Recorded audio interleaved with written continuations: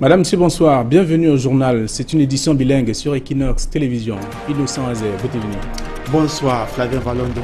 Good evening to you, televiewers, and thanks for joining us in this 8 p.m. bilingual newscast on Equinox Television. It has been a Black Sunday for a family here in Douala littoral region of the country after white flames which emanated from an abandoned pot of meal on the fire roasted 4 children trapped inside their bedroom to death.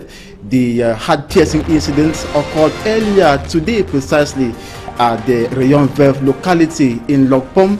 The 4 corpses have been laid at the Lakentini Hospital mortuary. Plus Chief Anki Ambo Daniel, the second-class chief of Isangale subdivision in Bakassi, has been laid to rest. The one-time mayor of Isangale Council, who joined his ancestors, that was last April, was known by his subjects as the voice of the subdivision. Vous l'avez dit, 4 enfants ont trouvé la mort à la suite de l'incendie qui a ravagé tout un domicile au quartier Lokpom ici à Douala. Les flammes ont surpris ces derniers, impuissants de se sauver. Donc face à cette situation, les parents sont en larmes en ce moment. Et la scène s'est déroulée au quartier Lokpom. C'était très tôt ce dimanche matin. Et puis nous parlerons du sport, football, avec les résultats de la 23e journée de football. Les matchs qui se sont joués sur différents stades de la République. 2 rencontres vont également se jouer demain, lundi. C'est la suite de cette 23e journée de Elite One de football. Bienvenue à tous, madame, messieurs, c'est le journal.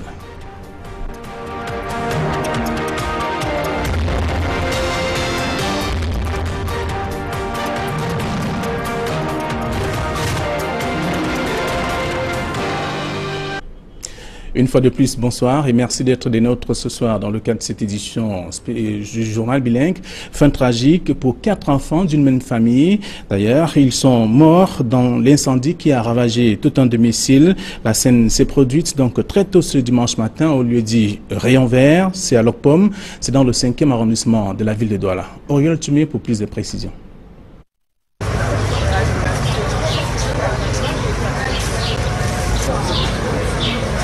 Les images sont choquantes. Dans ces sacs en plastique, ce qui reste du corps de 4 enfants. Ils étaient âgés de 7 ans, 5 ans, 3 ans et 2 ans. C'est vers 4 heures du matin que les flammes ont attaqué la maison. Dans la chambre des enfants, aucun volet. L'unique porte qui débouche à l'extérieur sur un couloir était barricadée. Aucune issue de secours. Les enfants sont morts calcinés dans leur chambre.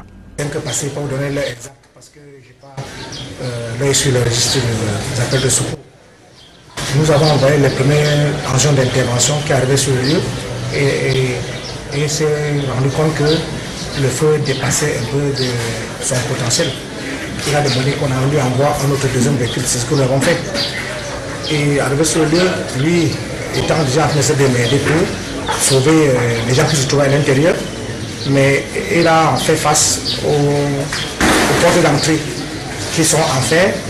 Donc avec la fumée qui avait envahi tout le bâtiment, il était difficile pour eux de retrouver la position des occupants. Bien entendu que tout le monde s'est sauvé, sauf 4 petits-enfants qu'on déplore, qui sont restés étouffés dans la fumée dans une des chambres. Dans la pièce d'à côté, leurs parents ont eu plus de chance. Ils ont été secourus à temps par des jeunes du quartier. Selon des sources, les parents revenaient d'une virée nocturne.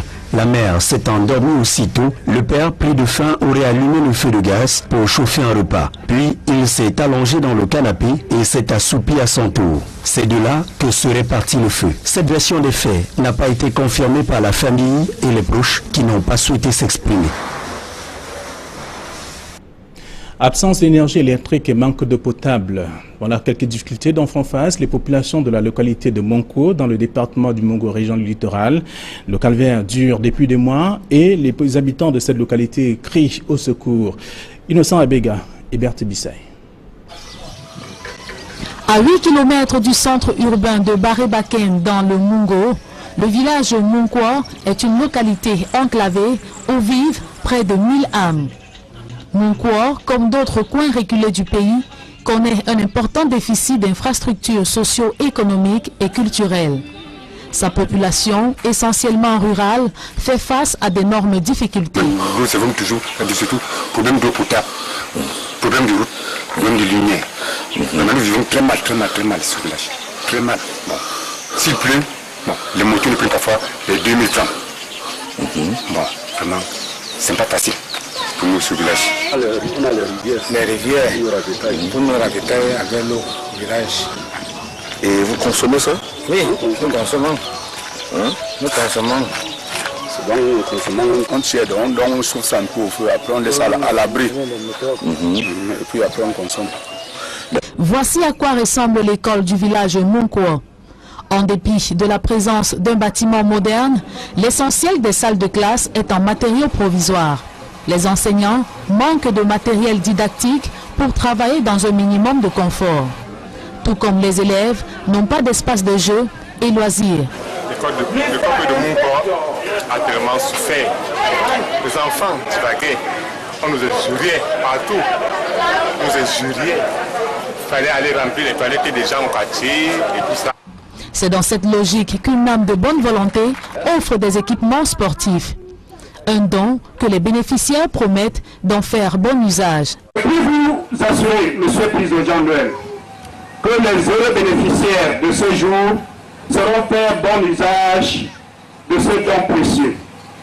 Et nous vous porterons dans nos prières afin que Dieu continue à remplir vos poches, vous procurer santé et longévité. Au-delà des infrastructures éducatives et routières, le village Monkwa manque aussi un centre de santé. Ses habitants sont obligés de parcourir des kilomètres pour bénéficier des soins. Ils espèrent un jour voir une route bitumée desservir leur village. Ebang Minala. Le nom ne vous dit certainement pas grand-chose, mais sachez que c'est le nom d'une localité du département de la Léquié, dans la région du centre. Là-bas, les populations ont du mal à se mouvoir et c'est un tronc d'arbre qui constitue l'unique voie d'accès à ce village, noyé dans le sous-développement. Aïe Cyril est notre guide. Ebang Minala, à 5 km de Bachenga, dans le département de la Léquié, au dire de ses habitants, n'est pas un village comme les autres. Nous sommes là pour souffrir, en train d'évacuer nos marchandises. Nous faisons une journée en cours de route pour faire sortir cela. Nous voici donc bloqués ici à Ebang Minala. On n'a pas moyen de marcher, de faire tout ce qu'on peut faire comme développement. Depuis le temps de nos ancêtres jusqu'à nos jours, le train de vie n'a jamais changé. Nous vivons la même époque et ce qui crée en nous une frustration. À Ebang Minala, les villageois manquent de tout, à commencer par les routes pour écouler leurs produits.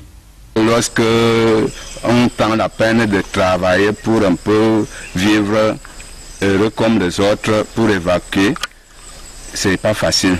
De part et d'autre, le village étant situé, partagé entre plusieurs hameaux. Vous avez vu l'accès, c'est toujours dans une impasse. La seule voie d'accès au village, c'est ce pont de fortune. 2 troncs d'arbres, véritable danger pour les populations. Nos élèves en train d'aller à l'école, d'autres tombent sur ce pont, tombent dans l'eau, on les ramasse. Des fois, d'autres perdent même leur vie. Il y a eu des enfants qui ont perdu leur vie ici en train de traverser, comme l'eau abonde des fois. Ensuite vient le problème d'eau. Les bonnes fontaines sont au régime sec. Du coup, l'eau potable devient un luxe pour le village. Les 2 puits qui sont vieilles de plus de 15 ans ne fonctionnent pratiquement pas. Nous sommes tenus à boire l'eau de mar par-ci par-là et ce qui crée généralement des cas de maladie. Pas possible également pour les habitants du village de se soigner lorsqu'ils sont malades. Il n'existe pas de centre de santé ici. Une fois, il y a eu un mort. Tout ce temps a mordu un de nos frères ici. En cours de route, il a rendu l'âme. Voilà des choses que nous rencontrons dans ce village, dans notre village. Tel que nous vous prions de nous soutenir et nous enlever dans la boue que nous souffrons tel que nous sommes aujourd'hui là. Nous demandons cela à notre chef de l'État. S'il est en train de nous soutenir, il n'a qu'à voir notre village, comment nous sommes enclavés. La conséquence du sous-développement dont souffre le village Ebang Minala est qu'il favorise le grand banditisme. Bien conscients qu'ils ne seront pas facilement repérés, les malfrats se réfugient à Ebang Minala avant d'aller opérer dans les centres urbains. Tous ces bandits-là, avant que de pouvoir opérer, ils se replient tactiquement dans les zones périphériques Et puis ils préparent leur coup, ils viennent encore baigner dans l'anonymat quand ils y sont recherchés. Situés à quelques enclavures de Bachenga, Obala et Monatele, qui ont des voies d'accès acceptables, Ebang Minala est présenté comme le paradoxe du département de la Léquié. Les évêques restent fermes sur la thèse de l'assassinat de Monseigneur Jean-Marie Benoît Bala. D'ailleurs, une messe œcuménique a été dite en la mémoire de l'homme de Dieu à Ebebda, dans le département de la Léquié, où la dépouille de l'ancien évêque de Bafia était donc sortie des eaux du fleuve Sanaga. Souvenez-vous, c'était le 2 juin 2017. C'était donc à la faveur du premier anniversaire de sa mort. Je l'ai singé et Gizogo pour plus de précisions. Des gerbes de fleurs jetées à l'eau par qu'ils sachent que l'effet du temps lié, ce confrère. Effectivement, de par leur nombre élevé, les hommes d'église et les fidèles n'entendent manifestement pas tourner la page de ce jour noir. Le souvenir de Monseigneur Jean-Marie Benoît Bala reste donc vivace. Et c'est exactement ici, sur le pont sur la Sanaga à Ebebda, que le véhicule du prélat avait été retrouvé avec à l'intérieur de celui-ci un mot attribué à l'évêque, lequel disait « Je suis dans l'eau ». C'était ainsi le début de l'emballement de cette histoire qui aura provoqué une très forte émotion. Aujourd'hui, sur les circonstances de la mort de l'évêque de Bafia, l'expectative reste de mise pour l'église catholique au Cameroun, malgré quelques certitudes. Il a été violenté, puis assassiné, avant d'être jeté, n'est-ce pas, dans ce fleuve. Au-delà, il n'y a pas que cette posture, il y a aussi l'approche qui consiste à porter au firmament l'image de l'évêque disparu. Sans vouloir se limiter uniquement aux récriminations, l'Église catholique à Bafia et la Conférence épiscopale nationale du Cameroun préfèrent mettre en avant la figure sacrificielle de Monseigneur Jean-Marie Benoît Bala à l'image de Jésus-Christ mortifié sur la croix. Dans son homélie, Monseigneur Jean Barga, archevêque de Yaoundé, décline l'exemple victorieux de Monseigneur Jean-Marie Benoît Bala sur la mort. C'est la victoire de la foi qui nous permet d'être là et nous dire, nous l'avons sorti des eaux il y a 1 an, maintenant sortons-le de la mort, qui rentre dans le Seigneur tout en paix et tout pacifié. Désormais, Monseigneur Jean-Marie Benoît Bala est une vraie figure héroïque pour l'Église catholique au Cameroun. À Ebebda, pour le premier anniversaire de la célébration de la disparition de Monseigneur Jean-Marie Benoît Bala, Guy Zogo, Joël Essengue, Equinox Télévision. En évoquant la mort tragique 1 an après de la mort de Monseigneur Jean-Marie Benoît Bala, l'archevêque de Douala affirme que le Cameroun détient le chiffre le plus élevé des prélats assassinés dans le monde. Monseigneur Samuel Cléda, dans un extrait sélectionné par Guy Zogo. Il convient de l'intégrer, ce drame, dans la longue série noire d'autres assassinats de personnes consacrées dans notre pays. Et dans ce domaine, le Cameroun remporte la palme d'or en Afrique. Pourquoi pas même dans le monde, en ce moment. Présente plus de 2/3 de la... L'Organisation internationale de la francophonie révèle que les jeunes de moins de 35 ans représentent les 2/3 de la population africaine, Afrique subsaharienne. D'ailleurs, cette tranche d'âge, exclue donc du processus économique, est victime du chômage et même du sous-emploi. Les observateurs précisent de vivre donc le modèle rwandais. Farel Bounia et Oriol Tumi. En Afrique, 12 millions de jeunes arrivent chaque année sur le marché du travail, mais ils occupent des emplois largement informels et sont très mal rémunérés. Dans les pays francophones, les gouvernements multiplient des concepts et des programmes, mais tous échouent selon des observateurs sur les détournements de fonds, le favoritisme, la corruption et bien d'autres mots, d'où la nécessité de suivre le modèle rwandais. Le Rwanda nous parle. Et si nous on veut faire la promotion de l'entrepreneuriat, il est important de développer un système de partenariat public-privé. Et le Rwanda a su le faire. Ça veut dire quoi? Le gouvernement identifie les défis auxquels ils font face. Le gouvernement fait face. En termes de j'ai besoin de telle solution. Et se rapproche du privé, surtout les start-upers, et dit bon, l'acte de naissance, je veux qu'on digitalise. Le permis de conduire.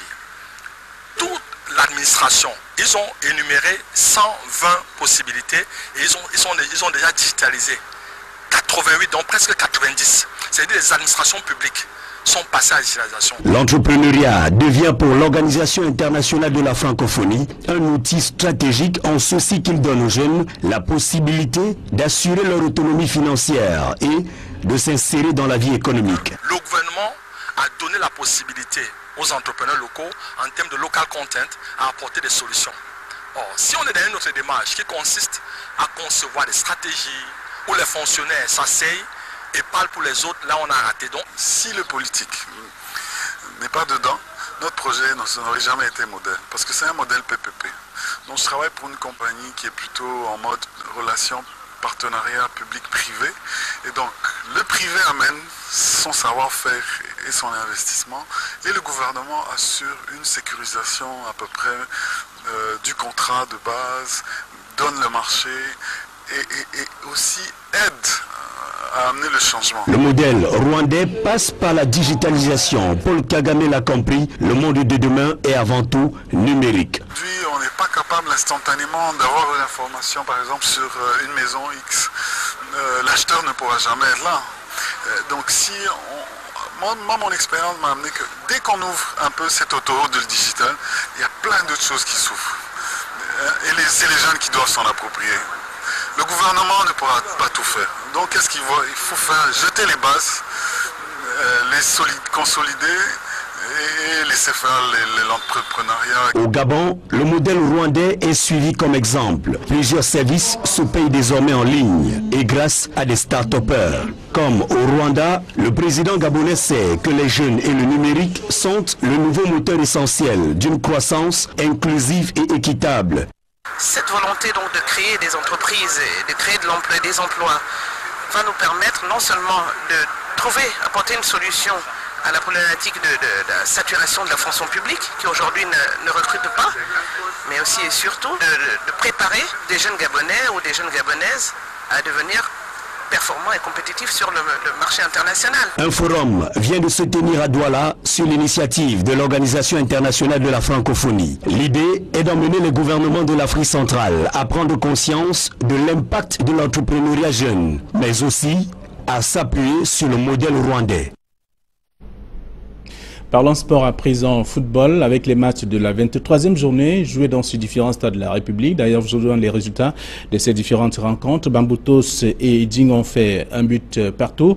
Et puis Dragon et Yon Sport, 0 but partout également. Aigle de la Ménois, Aigle Royal de la Ménois et Colombe du Dja, un but partout aussi. APGS est venu à bout de Fortuna, 2 buts à 1. New Star a battu Fauveau 1-0. Stade de Renard et UMS, 0 but partout. Et puis la suite de ces rencontres de la 23e journée, c'est demain. 2 rencontres sont au programme. Coton Sport sera face à Unisport et Feucheux jouera contre Yafoot. Et c'est sur ce que nous mettons terme à cette première partie du journal bilingue. La seconde est avec vous, Innocent Azé. Thank you, Flavien Valondongo. And of course, once again, good evening to you, televiewers, and thanks for being with us. As you heard in our lead story, 4 kids have died as a result of a fire incident that occurred this morning in the Rayon Vert quarter in Lokpom, Douala 5 subdivision. Sources say the fire emanated from an abandoned pot of meal on the fire, and the 4 corpses have been laid at the Lakentini Hospital mortuary here in Douala. Investigations have been opened. Smanjukan Gabriel reports. It was a black Sunday for the inhabitants of Lokpom, precisely for those who live in the neighborhood known as Rayon Vert.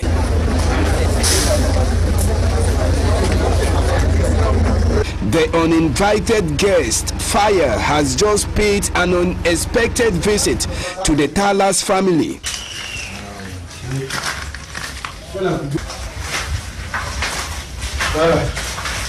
First casualty, 4 children whose ages we got as 7, 5, 3 and 2 years respectively perish as a result of the inferno. We were caught around some minutes above 5 for a fire incident occurring at Lokpom, a place called Rayongve. Arriving there, our first team noticed that it's a story building of one floor. Every occupant, adult, left the place except 4 little kids that could not leave the place because of the too much smoke, and that they could not get away of running from the risk.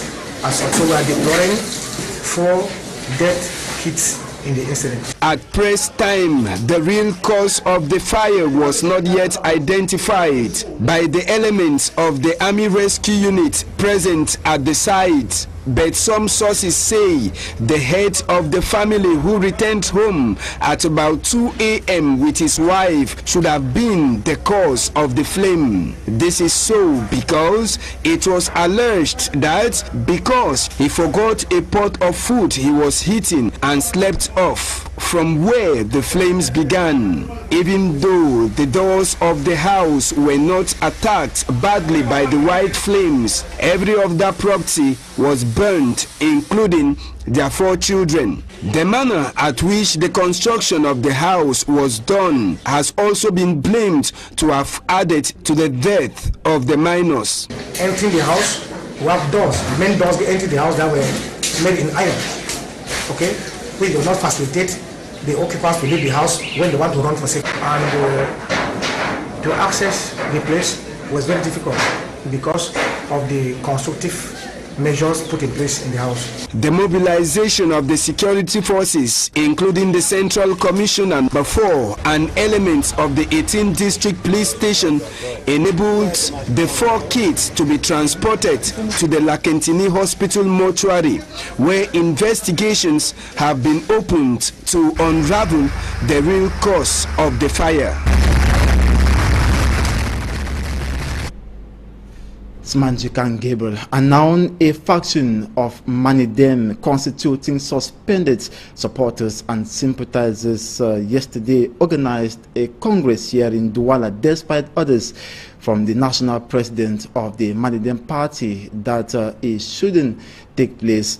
The Anisede Kane-led faction discussed upcoming election in the country and equally the socio-political impasse rocking the 2 English-speaking regions of the country.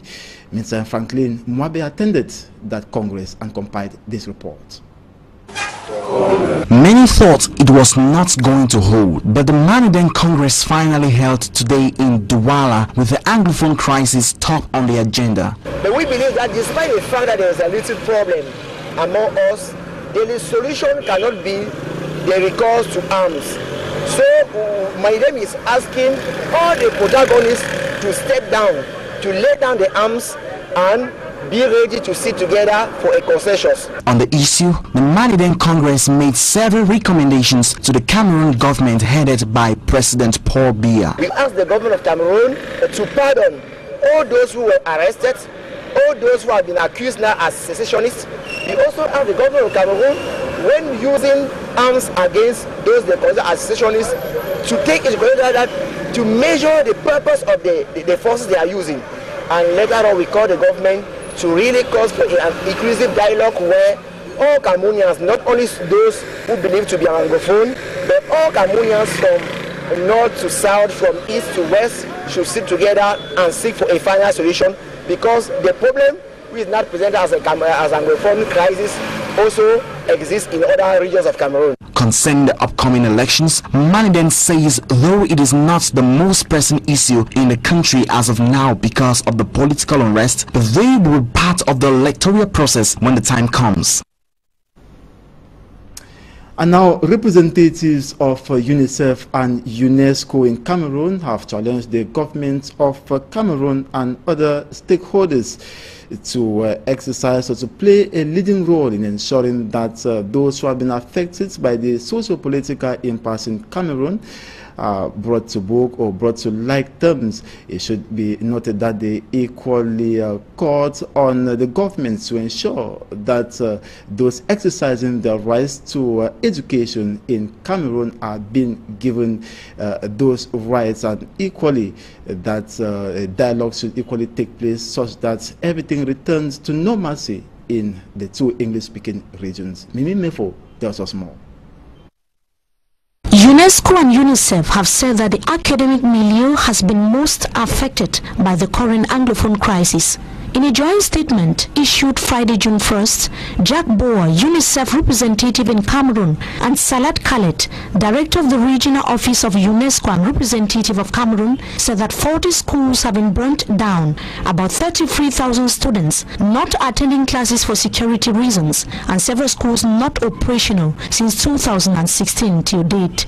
This, according to both officials, has rendered girls and boys vulnerable to sexual and economic exploitation and domestic violence. UNESCO and UNICEF called on the government of Cameroon and stakeholders to endorse and adhere the principles of the Safe Schools Declaration and ensure the protection of school facilities, teachers, children, and other personnel exercising their right to education.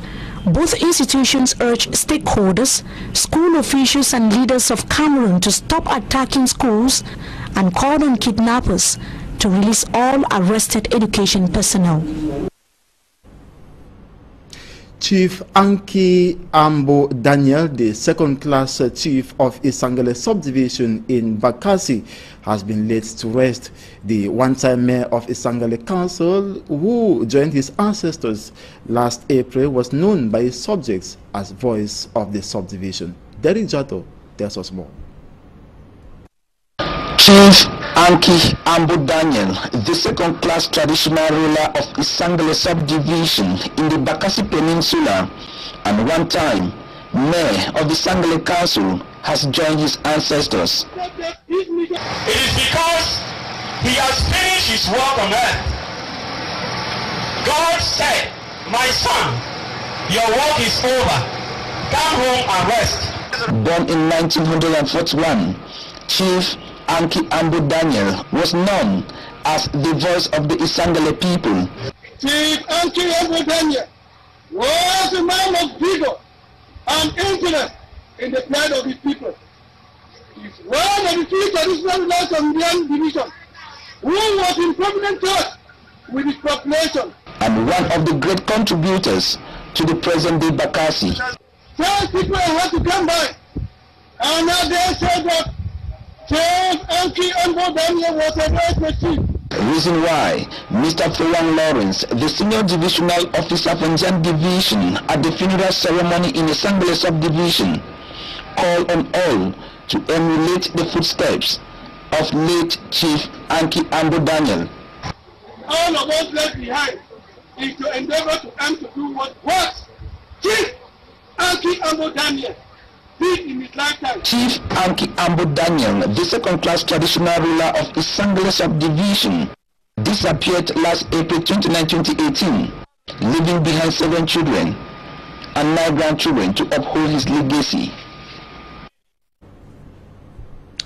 His Lordship Samuel Klede, President of the National Episcopal Conference of Cameroon, 1 year after the mysterious death of Bishop Jean-Marie Benyo-Bala of the Bafia Archdiocese, remains adamant that the prelate was brutally assassinated by persons who are yet to be identified.